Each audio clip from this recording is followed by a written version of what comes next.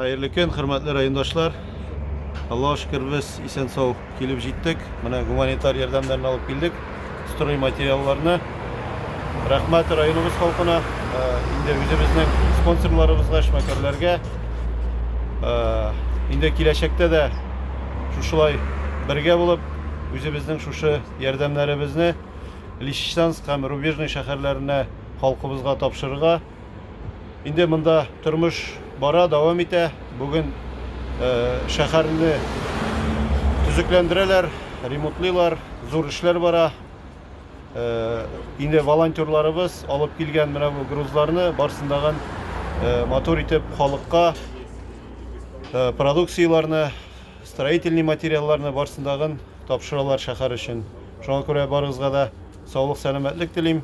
Илләребез, дөньяларыбыз тыныч булып, матур тормышта безгә яшәргә насип булсын. Благодаря партии «Единая Россия» и жителям нашего района огромное спасибо спонсорам, нашим предпринимателям. Мы привезли сегодня стройматериал для города.